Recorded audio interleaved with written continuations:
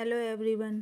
क्या आपने कभी सोचा है कि जब किसी की चीज़ की कीमत बढ़ती है तो उसकी मांग कैसे प्रभावित होती है। इसे ही हम मांग की लोच कहते हैं। ये एक इकोनॉमिक कॉन्सेप्ट होता है जो बताता है कि एक जो प्रोडक्ट है या जो सर्विस है उसकी कीमत में जो चेंज होता है वो कितना सेंसिटिव होता है। अगर कीमत बढ़ती है तो क्या लोग उतनी ही मात्रा में खरीदते हैं या कम खरीदारी करते हैं या ज़्यादा करने लगते हैं। तो ये सब जो होता है वो मांग की लोच पर ही निर्भर होता है।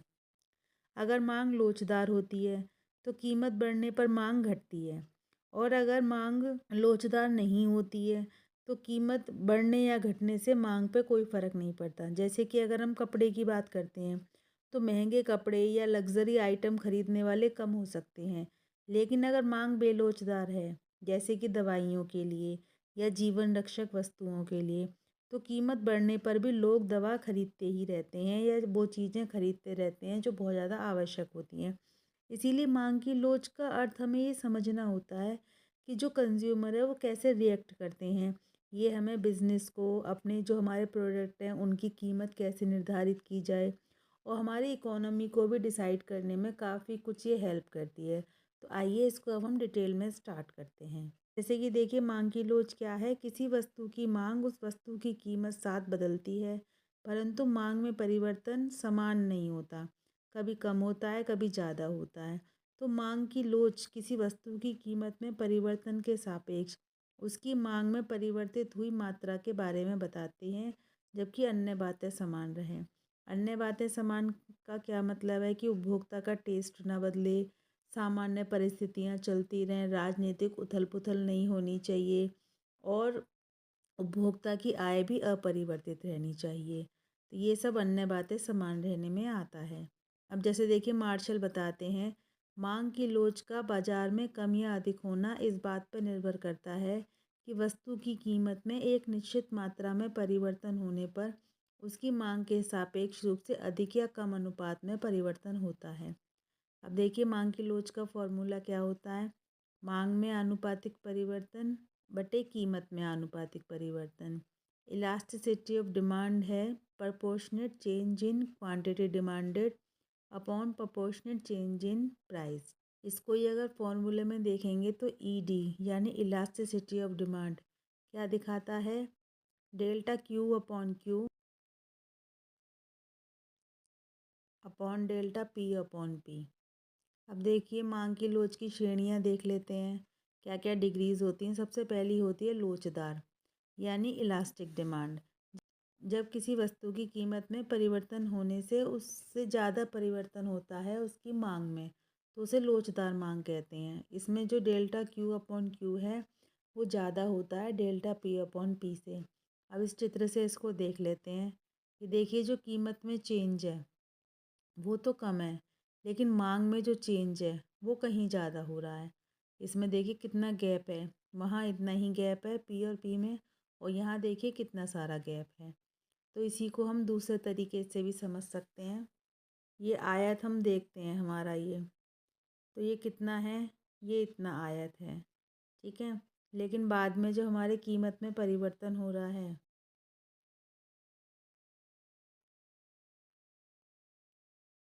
कि जो मांग में परिवर्तन है वो ज़्यादा हो रहा है। उसके बाद देखिए हमारा है बेलोचदार मांग। ये क्या है, इसके अपोजिट है कि मतलब कीमत में जो परिवर्तन है वो कितना ही होता रहे, लेकिन जो मांग है उस पर कोई परिवर्तन नहीं होता है या कम परिवर्तन होता है। इसमें जो हमारा डेल्टा क्यू अपॉन क्यू है वो कम होता है डेल्टा पी अपॉन पी से, यानी कीमत में जो परिवर्तन होता है उसके हिसाब से मांग में परिवर्तन कम होता है। इसी को हम चित्र से देख लेते हैं। देखिए, जो हमारी कीमत में परिवर्तन है वो तो ज़्यादा है,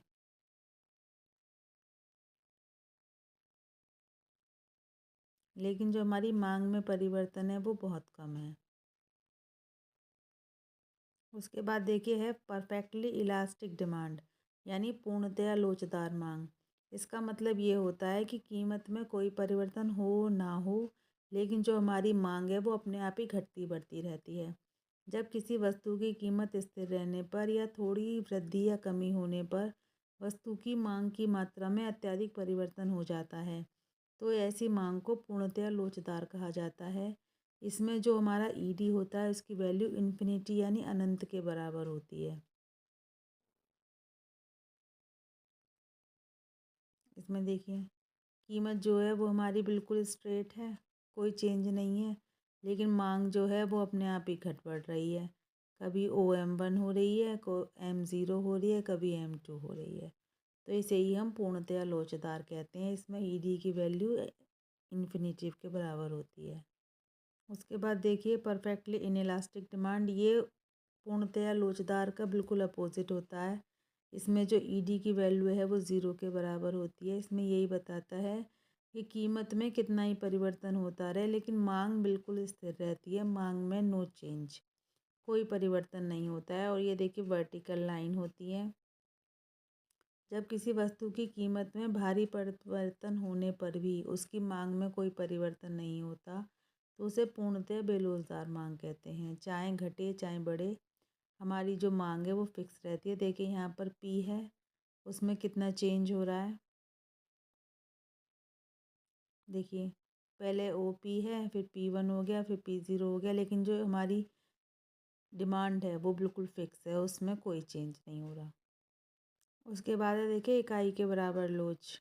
इसमें ईडी की वैल्यू 1 के बराबर होती है। जैसे कि नाम से ही पता चल रहा है, जितना चेंज कीमत में होगा उतना ही उसकी मात्रा में चेंज होगा।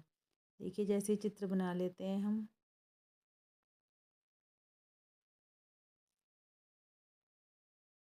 देखिए हमारे वाई अक्ष पर तो कीमत है और एक्स अक्ष पर हमारा डिमांड है। देखिए जितनी हमारी कीमत में है उतना ही परिवर्तन हमारी मांग में भी है। तो इसी को ही इकाई लोचदार कहते हैं, क्योंकि इसमें ईडी की वैल्यू जो है वो 1 के बराबर होती है। इसे समान लोचदार भी कहते हैं। अब देखिए इन सारी लोच को हम एक वक्र पर दिखा सकते हैं। देखिए सबसे नीचे हमारी पूर्णतया बेलोचदार मांग आती है जिसमें ईडी की वैल्यू 0 के बराबर होती है। उससे ऊपर हमारी बेलोचदार आती है जिसमें ईडी की वैल्यू 1 से कम होती है। बीच में हमारी समान लोचदार आती है। उससे ऊपर हमारी लोचदार आती है जिसमें ईडी की वैल्यू 1 से ज़्यादा होती है। सबसे ऊपर हमारी पूर्णतया लोचदार आती है जिसमें ईडी की वैल्यू इन्फिनिटिव के बराबर होती है।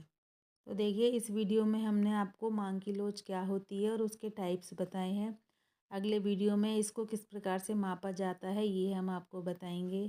तो ऐसे ही वीडियोस के लिए हमारे चैनल पर बने रहिए। अगर आपको ये वीडियो अच्छा लगा हो, कॉन्सेप्ट समझ में आया हो, तो इस वीडियो को लाइक कीजिए, शेयर कीजिए और हमारे चैनल को सब्सक्राइब कीजिए। Thanks for watching.